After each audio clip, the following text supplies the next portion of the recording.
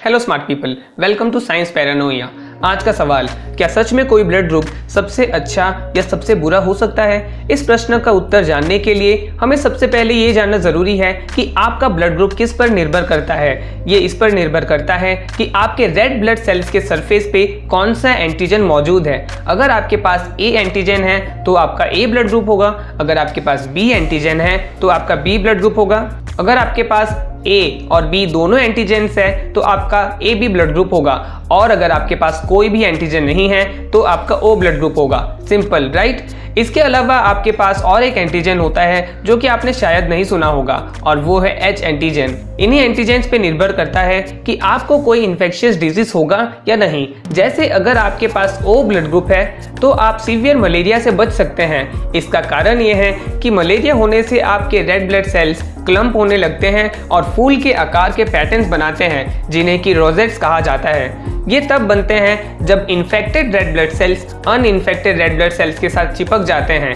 ए और B antigen इस process को होने में मदद करते हैं, और इसी वजह से जिन लोगों के पास ए, बी या ए बी ब्लड ग्रुप होता है उनको मलेरिया होने से ज्यादा और बड़े रोजेट्स बनते हैं। ये फूल यानी रोजेट्स नॉट सो कूल है, क्योंकि ये स्पेशली ब्रेन के छोटे ब्लड वेसल्स में ब्लड फ्लो को रोक सकते हैं, जो कि बहुत ही खतरनाक है। और इनके ब्लड वेसल्स में रहने से इन इन्फेक्टेड सेल्स को बॉडी का नेचुरल डिफेंस निकाल भी नहीं पाता। इसका मतलब ओ ब्लड ग्रुप वाले लोगों की तुलना में जिन लोगों का भी ए, बी या ए बी ब्लड ग्रुप है उनको सीवियर मलेरिया होने का खतरा ज्यादा रहता है।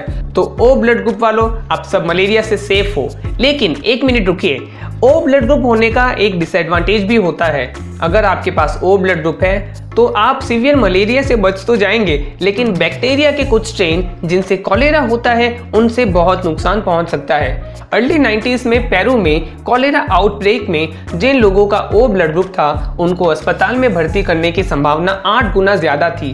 वैज्ञानिक अभी भी पूरी तरह से नहीं समझ पा रहे हैं कि यहाँ क्या हो रहा है, लेकिन एक आइडिया ये है कि इंटेस्टाइन में मौजूद ए या बी एंटीजन कॉलेरा टॉक्सिन को कुछ सेल से जुड़ने से रोकता है, और यहीं पर कॉलेरा टॉक्सिन सेल से वाटर और इलेक्ट्रोलाइट्स निकलवाता है, जिससे डायरिया होता है और इसी वजह से कॉलेरा जानलेवा बन जाता है। जिन लोगों के सेल्स में ए और बी एंटीजेंस होता है उन सेल्स में भी कॉलेरा टॉक्सिन जुड़ सकता है, मगर वो एच एंटीजन से ज्यादा मजबूती से जुड़ता है। और क्योंकि ओ ब्लड ग्रुप वाले लोगों के पास एच एंटीजन होता है, इसीलिए इन्हीं लोगों को कॉलेरा का सीवियर केसेस होने की संभावना ज्यादा होती है।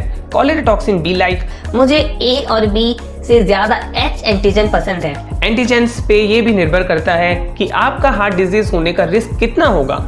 मैं उन एंटीजेंस के बारे में बात कर रहा हूं जो कि ब्लड में मौजूद वॉन विलेब्रांड फैक्टर पे होते हैं। ये कोई ब्रांड का नाम नहीं है, बल्कि ये फिनिश फिजिशियन के नाम से आया है। वॉन विलेब्रांड फैक्टर एक प्रोटीन है जो ब्लड क्लॉटिंग में मदद करता है। जाहिर सी बात है, अगर आपके खून में पर्याप्त वॉन विलेब्रांड फैक्टर है तो ये चोट लगने से ब्लीडिंग को रोक सकता है, लेकिन इसके बहुत ज्यादा मात्रा में मौजूद होने से अनावश्यक जगह में ब्लड क्लॉट्स बन सकते हैं, जिससे हार्ट अटैक या स्ट्रोक भी हो सकता है। शुक्र है कि आपका शरीर रूटीनली इन फैक्टर को शरीर से बाहर निकालता रहता है। वैज्ञानिकों ने यह अभी तक पता तो नहीं किया है, लेकिन कुछ कारण से अगर वॉन विलेब्रांड फैक्टर के पास ए या बी एंटीजन है तो उनको शरीर से निकालना बहुत ही मुश्किल हो जाता है।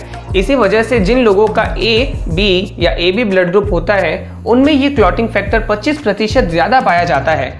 ये समझा सकता है कि क्यों रिसर्चर्स ने ये पाया है कि ओ ब्लड ग्रुप वाले लोगों की तुलना में जिन लोगों के पास ए, बी या ए बी ब्लड ग्रुप है उनमें हार्ट डिजीज, हार्ट अटैक और स्ट्रोक हायर रेट में पाया जाता है। घबराइए मत, क्योंकि आपको कौन सा डिजीज होगा इसमें ब्लड ग्रुप बस एक छोटी सी भूमिका निभाती है।